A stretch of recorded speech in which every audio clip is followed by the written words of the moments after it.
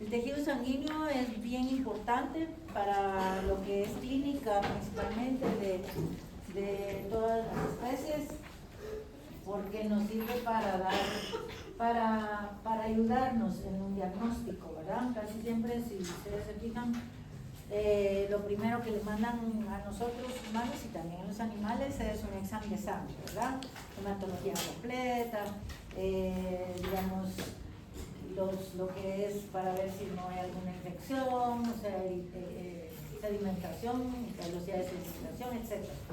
Entonces todos esos exámenes en sangre nos ayudan para un diagnóstico, ¿verdad?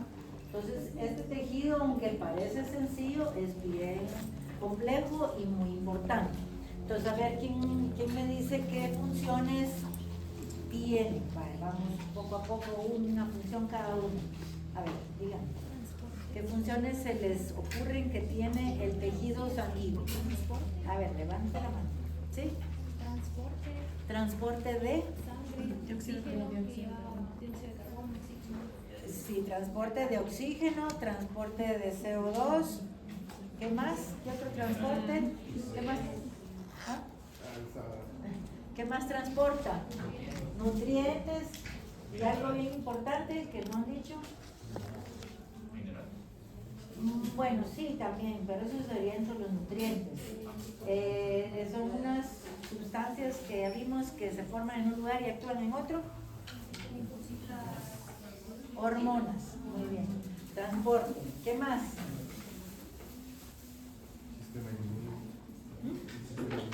Sí, para sistema de defensa, inmune. ¿Qué más? Cuando nos cortamos, ¿qué pasa? Coagulación. ¿Qué más? ¿Qué otras cositas? Algo bien importante para que no tengamos deshidratación. Ayudan a mantener la homeostasis, ¿verdad?, en el cuerpo y mantener lo que son líquidos, tanto en tejidos como en células, como en vasos sanguíneos o sea, sangre, capilares y linfáticos. Pasen adelante. Bueno, ¿algo más?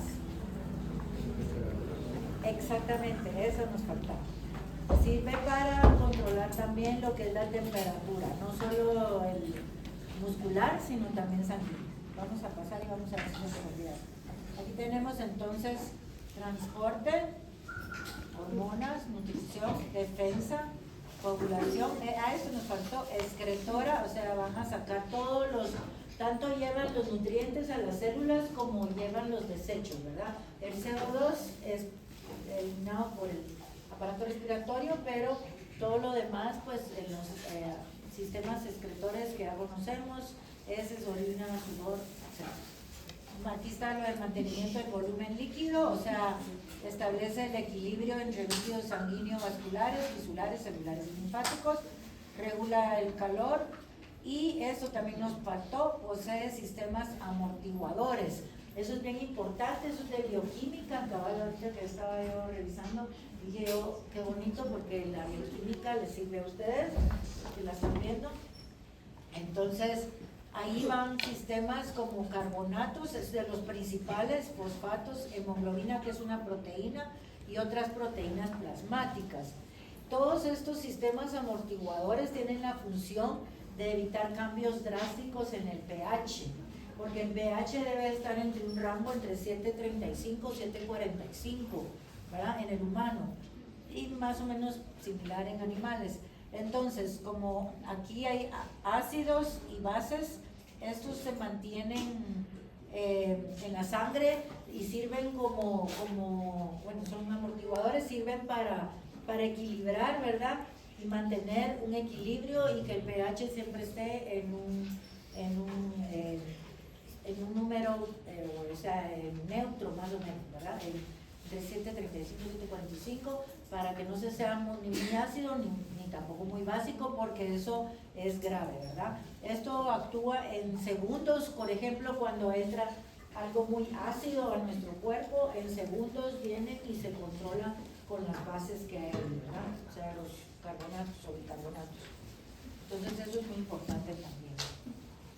Bueno, sí, vamos a seguir. Veamos lo que les gusta a ustedes, ¿no? El origen embriológico. Este es algo sencillo. El origen embriológico es del mesodermo, ¿verdad?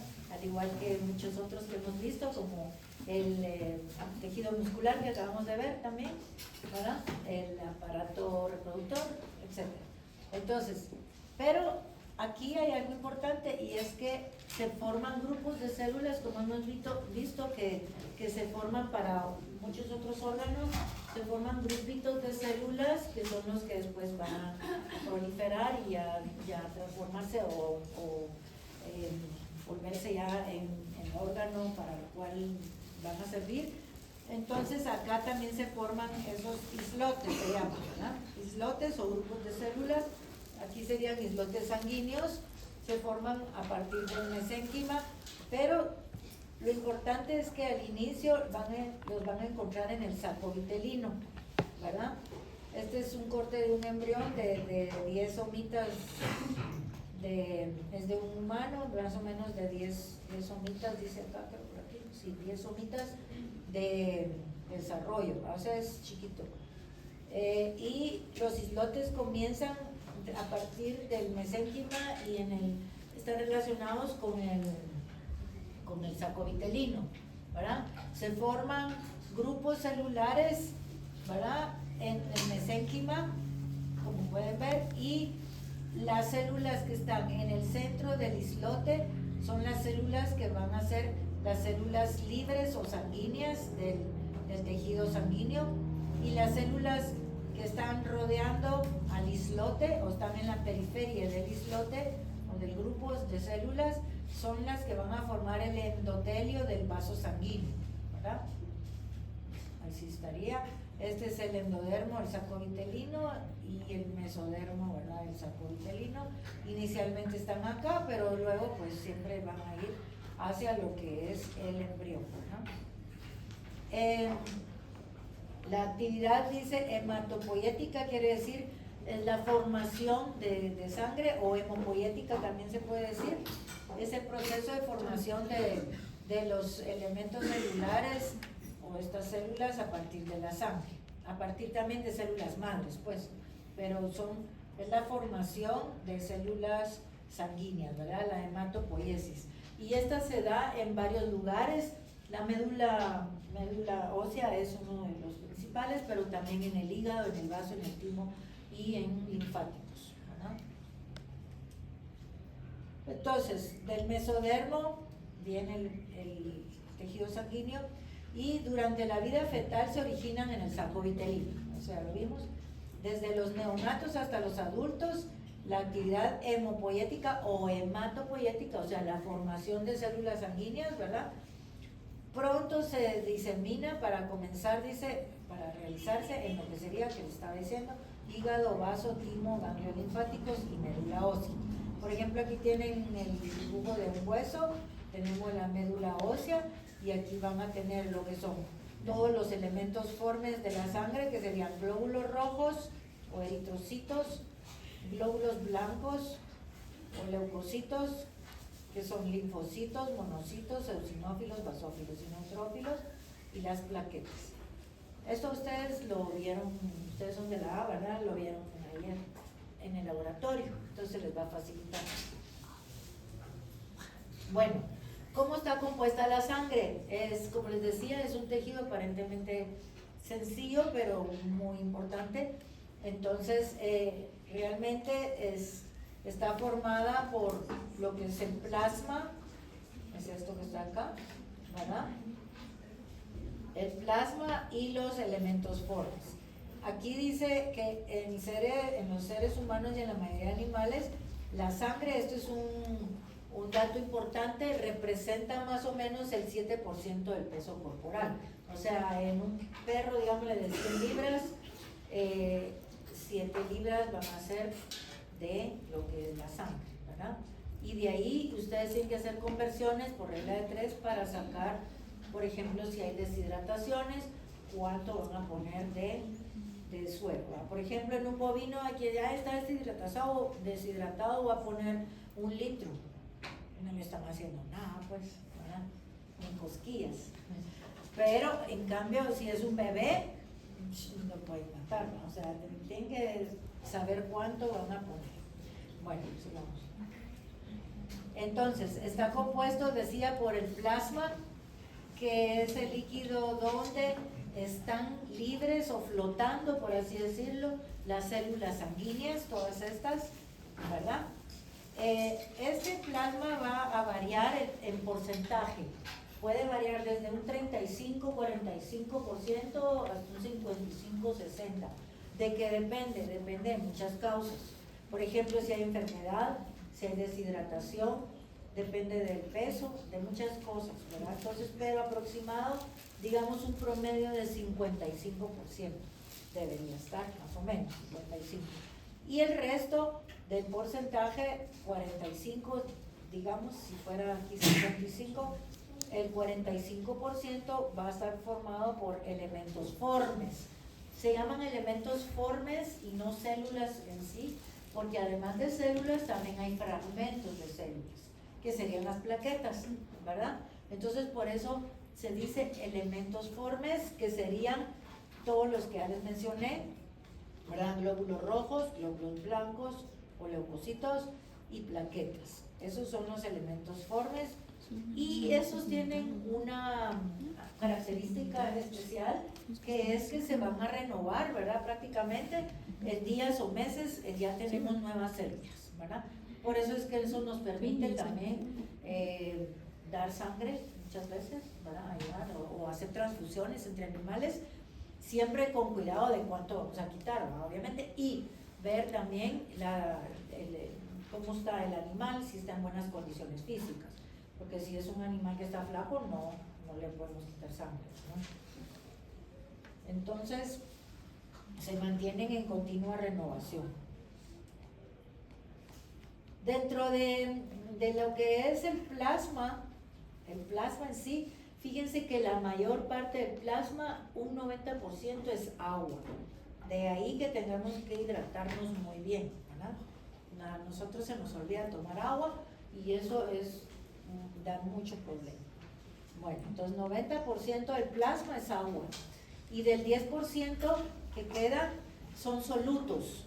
Algunos son lo que les decía, el bicarbonato, cloruro de magnesio, cloruro de sodio. Todos esos son amortiguadores, ¿verdad? Que van a ayudar a mantener, como les dije, el pH de la sangre. Y hay otros más, hay proteínas, etcétera, para mantener el pH.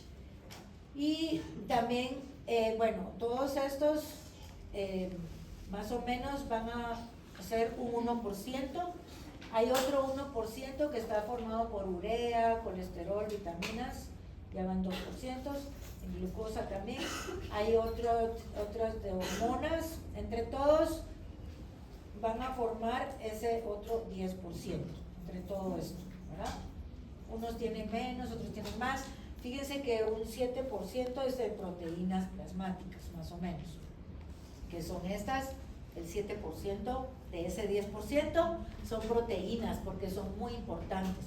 Hay diferentes tipos de proteínas y entre ellas las albúminas son las que son más abundantes, más o menos un 70% de todas las proteínas son albúminas, ¿sí? Y también tenemos fibrinógeno, muy importante, que sirve para el momento de la coagulación.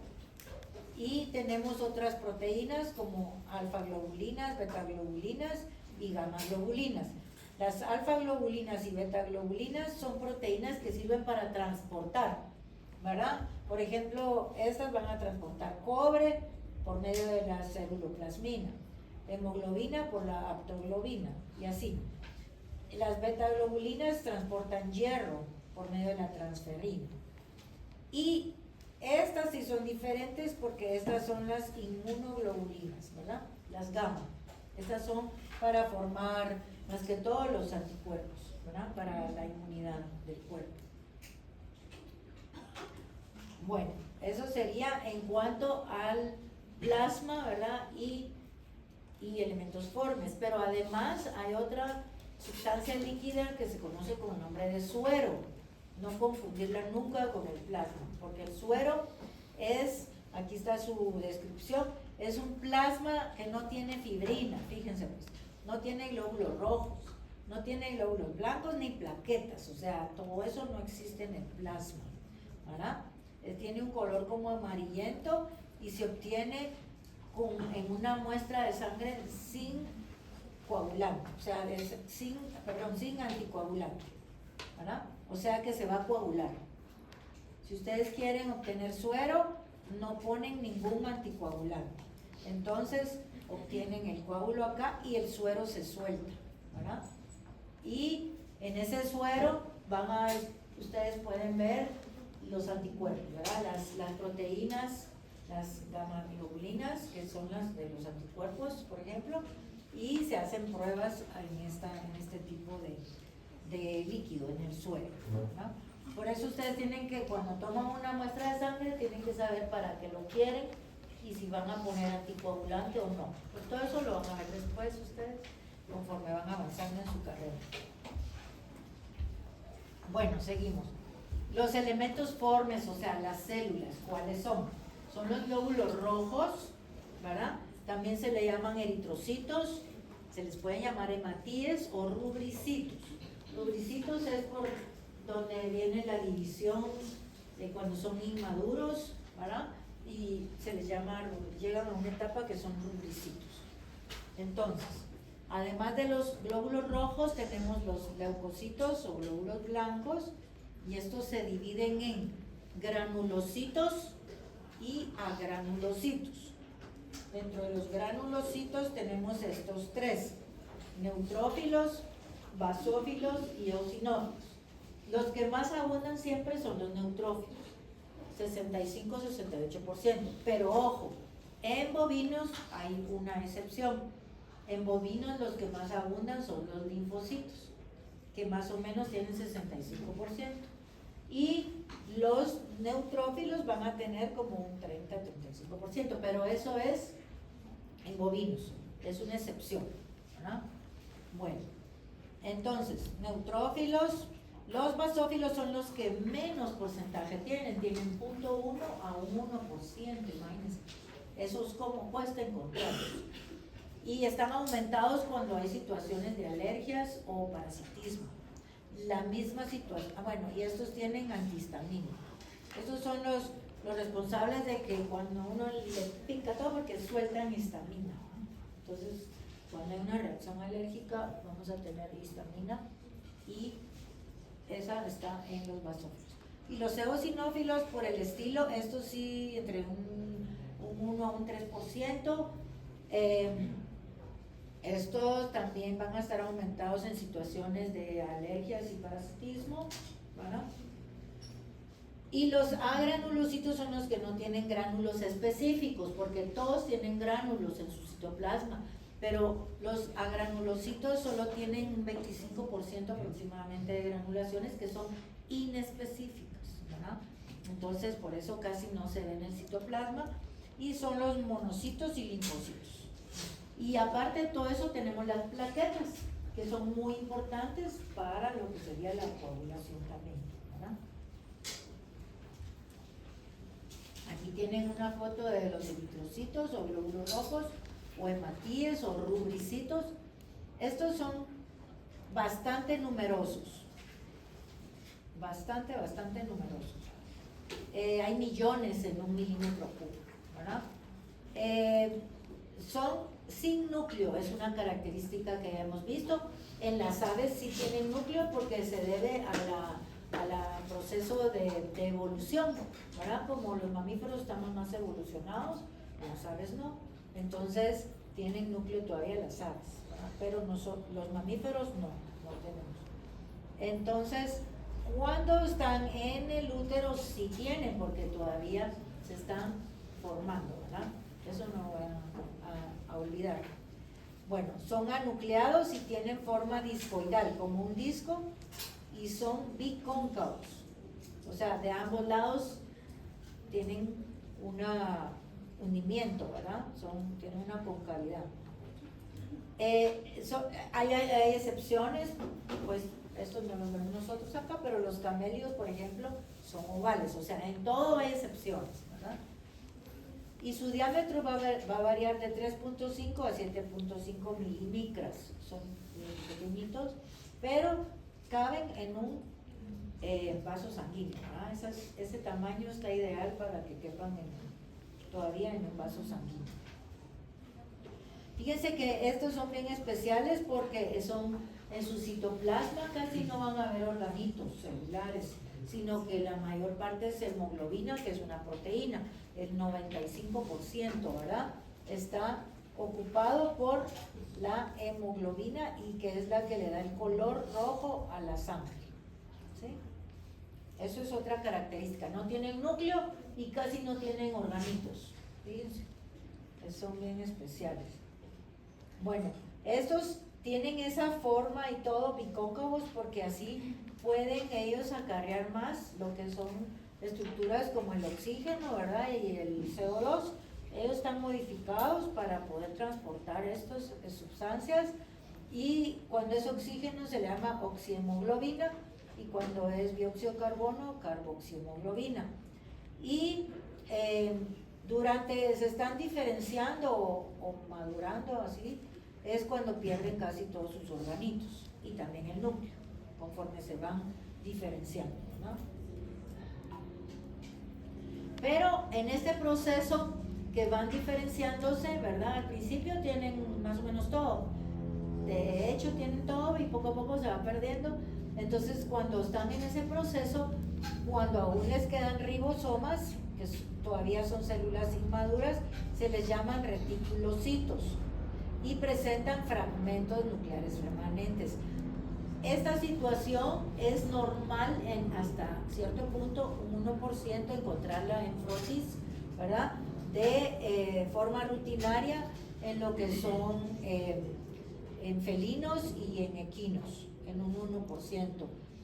Pero si ya es más o en otras especies, eso ya no es normal, y estos remanentes se conocen con el nombre de cuerpos de Howell-Jolly, y esto significa que hay un aumento de la producción de glóbulos rojos. Por ejemplo, que haya una hemorragia, entonces el cuerpo detecta, entonces empieza a producir más y empieza a sacar más, pero los saca inmaduros, ¿verdad? Por ejemplo, a veces hay hemorragias internas que no son obvias, entonces en un examen de sangre, si vemos que hay muchos reticulocitos, que es la parte que va antes ya del glóbulo rojo, eso quiere decir que el cuerpo está produciendo muchos por alguna razón.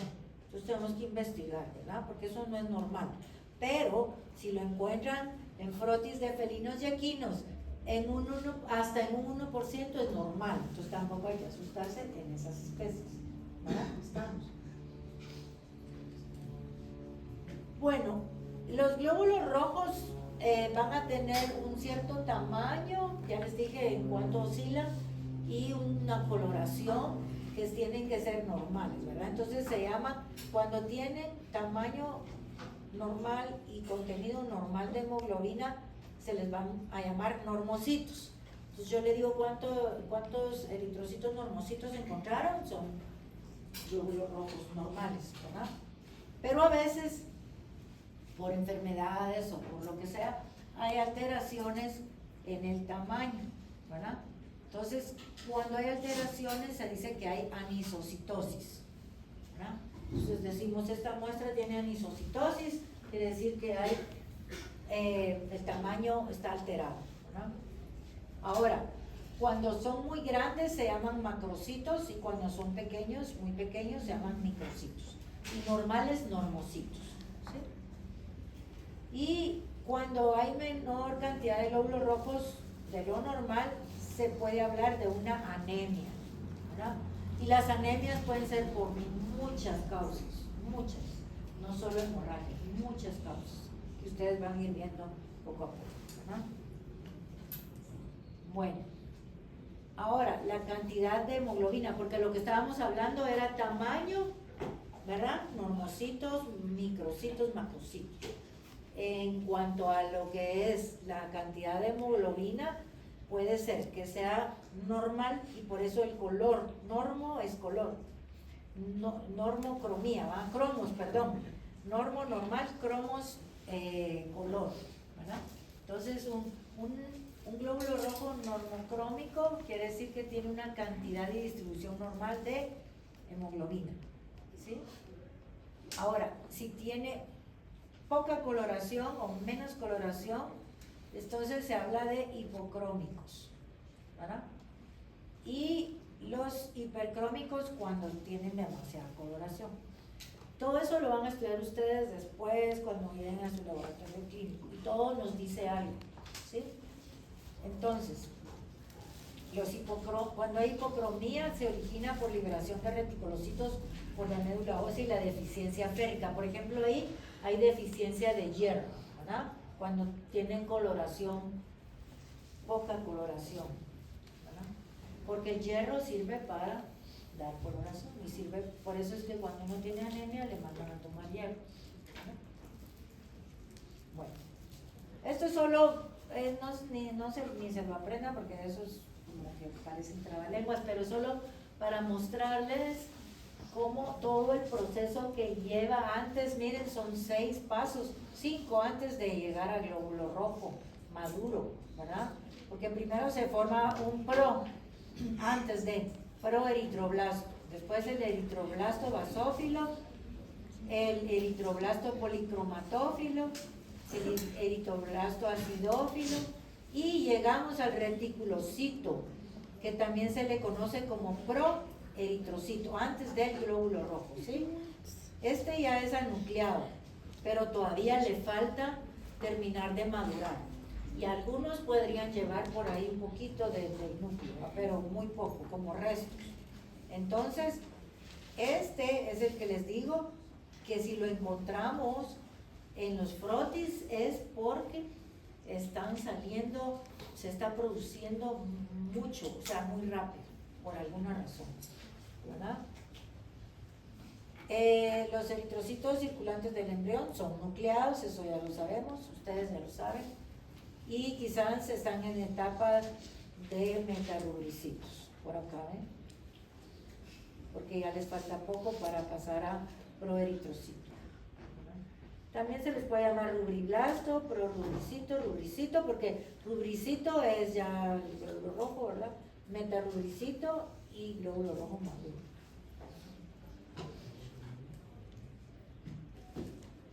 Vaya, los leucocitos, vamos a ver. Los leucocitos se clasifican, ya lo vimos, como granulocitos, que serían estos, ¿ya? Porque tienen gránulos específicos, 75% de gránulos específicos, 25% de inespecíficos. En el caso del basófilo, los gránulos se van a colorear de azul, por eso su nombre, y en los eosinófilos los gránulos se van a colorear de rojo o acidófilo. Y en los neutrófilos pues está todo granulado, lo que es el citoplasma. Y los agranulocitos, que serían los linfocitos y los monocitos. Estos se caracterizan porque su núcleo no está segmentado. Si ven acá, esa es una diferencia de los granulocitos y los agranulocitos. El núcleo no está segmentado. Este sí son dos, pero están unidos por un puente bien grueso, ¿verdad? Y prácticamente es uno solo, vean, no es como estos que están unidos por nucleoplasma. Aquí ven, este filamento de nucleoplasma los une. Aquí también, aquí no se nota, pero es igual. En cambio estos no. Y si se fijan, vean el citoplasma de un linfocito y de un monocito, casi no se ven granulaciones, sí hay un 25%, pero son granulaciones inespecíficas y que casi no se ven, ¿verdad? ¿Qué función tienen los glóbulos blancos? Bueno, actúan en la defensa del organismo, ¿verdad? Eso sí lo sabemos todos, y es contra diversos agentes extraños que van a ingresar. Cada uno actúa de diferente manera, vamos a ir viendo. Bueno, veamos aquí uno por uno. Los glóbulos blancos o leucocitos. En general dice, Son células blancas con granulaciones específicas y núcleo segmentado, los granulocitos, y sin gránulos específicos, con núcleo más o menos redondo, los agranulocitos. Son células que protegen, ¿verdad? Esa es su función, protectoras que funcionan dentro del lecho vascular y en los tejidos extravasculares, porque hay algunos de ellos que se logran salir y estos son los monocitos, ¿verdad? Ahí lo vamos a ver más adelante. Entonces, veamos aquí una foto. Estos son los neutrófilos, ¿ven? El núcleo está en varios segmentos unidos por un filamento de nucleoplasma, su citoplasma con gránulos, ¿verdad? Los eosinófilos son de mayor tamaño, el núcleo también está unido, son como binucleados, o sea, dos segmentos y unidos por un filamento de nucleoplasma también, y tienen granulaciones de color acidófilo. Y los basófilos, parecidos a estos, pero sus granulaciones son de color basófilo, de ahí su nombre, o azul, ¿verdad? Y estos rosados o rojos. Y su núcleo es un poco más grande también que el del eosinófilo. Y los agranulocitos son los monocitos y los linfocitos. Este es un linfocito. Se carecen de gránulos específicos, por eso se ve como liso el citoplasma, ¿verdad? Son mononucleares, o sea que un solo núcleo, era lo que les decía, o sea, no están unidos por nada. Bueno, este es como un puente, pero este forma como un riñón, tiene forma como un riñón, el monocito. Y tienen un núcleo más grande que los granulocitos, eso sí. Tanto granulocitos como granulocitos poseen gránulos inespecíficos que son los lisosomas, o sea que todas estas granulaciones que ven aquí son lisosomas. Veamos los neutrófilos. ¿Hasta aquí vamos bien? Vale. Neutrófilos. Estos son bien fáciles de identificar. Ustedes ya lo vieron ayer, ¿verdad? ¿Sí? ¿Sí o no? Sí. Vale. ¿Les costó identificar estos? No. ¿Para qué no? Porque son típicos. O sea, tienen entre 3 a 5 segmentos en su núcleo, ¿verdad? Tienen gránulos en su citoplasma y estos segmentos están unidos por un filamento de nucleoplasma, ¿verdad? Su núcleo es lobulado y tienen una cromatina nuclear densa, eso no lo vemos prácticamente. Estos son los que se encuentran con en mayor cantidad o con mayor frecuencia, les decía, en general, menos bovinos, pongan eso atención. Más o menos el 65 al 68%, o sea, por eso es fácil encontrarlos, ¿verdad? Bien fácil y abundan. Entonces pueden ver aquí, son casi del doble de tamaño que los lóbulos rojos, de 9 a 12 milimicras. Pueden ver todos los segmentos nucleares, ¿verdad? De 3 a 5, aquí hay 1, 2, 3, 4, y están unidos por filamentos de nucleoplasma. Y aquí ven sus granulaciones. Están rodeados acá por glóbulos rojos. Tienen gránulos primarios que son lisosomas, que son inespecíficos, y gránulos secundarios que sí son específicos, 75%, ¿verdad? ¿Cuál es su función? La función principal es fagocitar diversas partículas, ¿verdad? Pueden fagocitar bacterias y algunos otros microorganismos, ¿verdad? O partículas, por ejemplo en el pulmón que se nos escapan ahí partículas de carbón, pues también están algunos neutrófilos que van a ayudar a fagocitar, ¿verdad? Presentan múltiples segmentos, ya dijimos, vean acá, 1, 2, 3, 4, 5 segmentos en su núcleo unidos por un filamento de nucleoplasma. El citoplasma es granular o con gránulos, ¿verdad? Presenta granulaciones específicas e inespecíficas. Y bueno, aquí se ven glóbulos rojos en pila o en pilas de moneda, ¿verdad? No filas, Fíjense que muchos me ponen con F y eso está mal. Son pilas, apilar, ¿verdad? Como que yo pongo aquí unas fichas, 1, 2, 3, y qué bueno fuera que hasta aquí tenemos de fichas de Quetzal. Lo ponemos en pilas, pilas de moneda, se le llama por la forma, miren, que presenta. ¿Sí? Aquí tenemos el eosinófilo y el basófilo. Vamos a ver. Los eosinófilos, sería este. Enfóquense en esto. Estos tienen gránulos de color acidófilo, ¿verdad? O rojo. Son grandes, son más grandes que los neutrófilos, de 10 a 14 milímetros, ¿verdad? Su núcleo es bilobulado, unido por un puente grueso. Y estos, ojo, fagocitan complejos antígeno-anticuerpos, o sea que en la sangre vienen y hay antígenos o sea, hay anticuerpos que reaccionan con antígenos, ¿verdad? Van en la sangre y estos son los encargados de fagocitar esos complejos. Aumentan en número durante alergias y parasitismo, ya lo habíamos visto. Eso nos dice un examen de sangre, ¿verdad? Donde encuentren muchos de estos, pero no hay alergia, parasitismo, lo más seguro. Igual estos. Entonces eso nos ayuda mucho. Los basófilos tienen su núcleo bilobulado también. Y a veces hay más lóbulos, dice, pero generalmente son 2.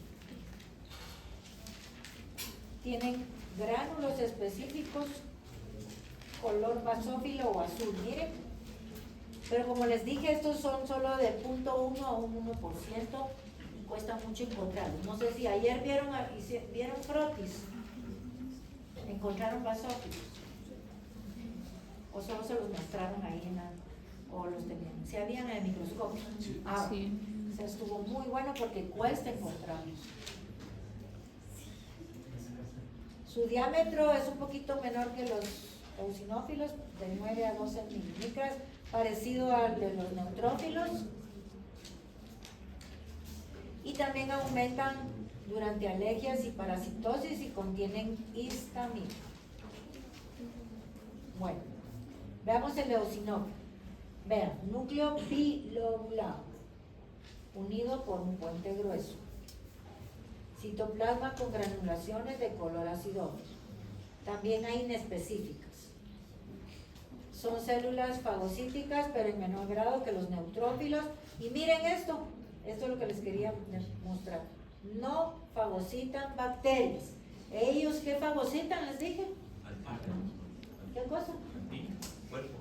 Complejos, complejo antígeno-anticuerpo. Este es un antígeno que entró a nuestro cuerpo, ¿verdad? Y este es el anticuerpo y viene, lo hace, y estos se encargan de fagocitarlo para terminar de destruirlo, llevarse. No bacterias. Eosinófilos, vean. Citoplasma con granulaciones acidófilas, núcleo bilobulado, aquí se mira bien, unido por el nucleoplasma, en un filamento de nucleoplasma. Basófilo.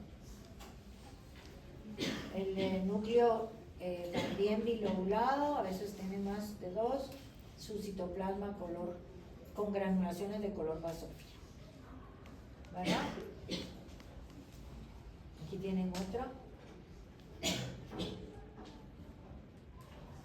Bueno, la ya vimos eritropoiesis, se llama al mecanismo de maduración para información de los eritrocitos.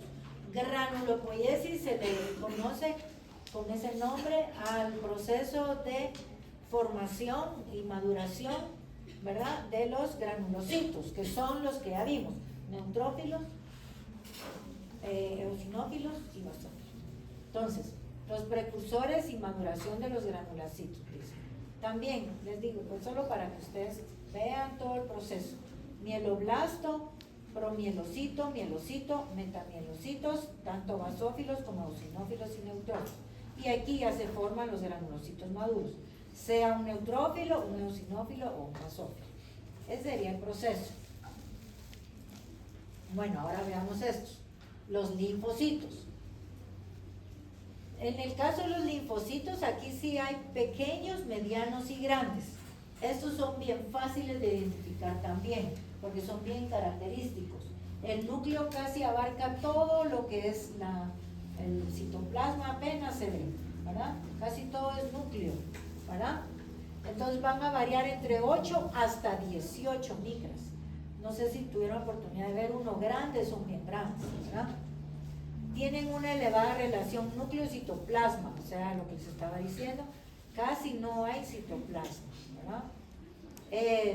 El núcleo es esférico, es otra característica, y el citoplasma es como azulito, basófilo. Aquí hay dos tipos de linfocitos, también me imagino que ya lo vieron, ya se los mencionaron, unos que son linfocitos T y otros que son linfocitos B. Depende de dónde se formen y así es su nombre. Eso lo ven bien detallado en inmunología, en microbiología. Es bien bonito, pero bien complejo. Entonces, hay timocitos que se forman en el timo, por eso se llaman así. Se encargan de la inmunidad mediada por células. O sea, esta célula va a ir a actuar, ¿verdad? Y las B, estos derivan de la médula ósea y dan inmunidad por anticuerpos, o sea, los B o de la bolsa de Fabricio, bursa de Fabricio, también se me llama, estos van a formar, la inmunidad va a ser por anticuerpos humorales, ¿sí? Producen inmunoglobulinas. Los otros son las células en sí, estos, pero los B forman anticuerpos, que es lo que les decía, el anticuerpo va a ir a actuar contra un antígeno y forma un complejo antígeno-anticuerpo. Ya cuando está lo fagocitan los eosinófilos, ¿verdad? Bueno, estos representan de un 15 a un 30% de todos los leucocitos, pero en bovinos no, en bovinos 65%. El núcleo llena, vean, la célula. Citoplasma es escaso y de color como basófilo, ¿verdad? Azulito, celestito.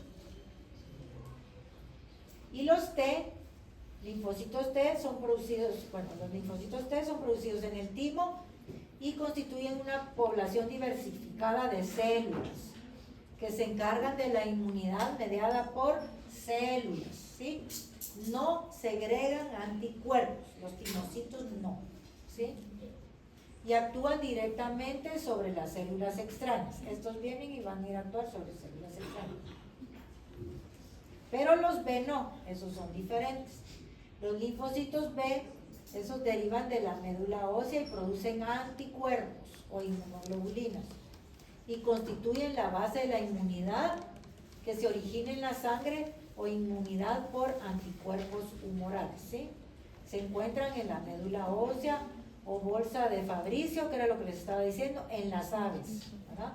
Por eso es la B de bolsa o bursa de Fabricio, de las aves. Y también van a encontrarlos en centros germinales de los ganglios linfáticos y los folículos del vaso. Ahí están, ¿verdad? Entonces repitamos. ¿Dónde están los linfocitos B? Se forman en médula ósea o en ganglios linfáticos o en folículos del vaso, ¿sí? O en aves en la bolsa de Fabricio. Y estos son los que forman anticuerpos. A ellos les tienen que dar las gracias de nuestras defensas, ¿sí?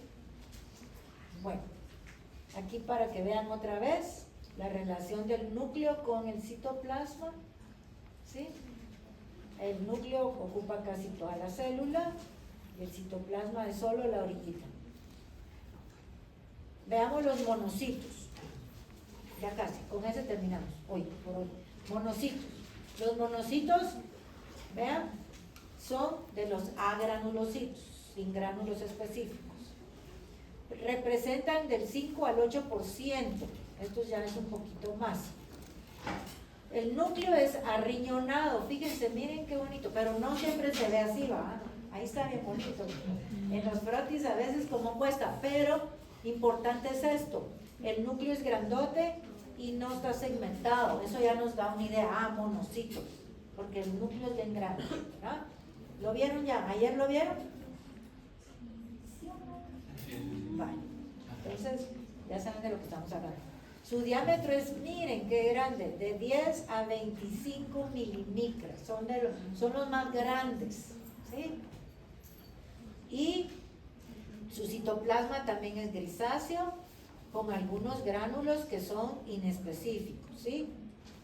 Estos son los que emigran de la sangre a los tejidos y se les llama macrófagos, ¿sí? Los famosos macrófagos, porque son grandes y se van a los tejidos. En la sangre se llaman monocitos, ojo, en el tejido se llaman macrófagos, no confundir. Estos van a salir más que todo en las vénulas, ahí eso lo vamos a ver el próximo semestre, donde la velocidad es chiquita, o sea, en las vénulas, donde vienen vasos sanguíneos capilares y vienen arteriolas chiquititas, capilares y vénulas, ahí la velocidad de la sangre disminuye tremendamente y ahí aprovechan ellos para salir e ir a fagocitar en caso de que sea necesario, ¿verdad?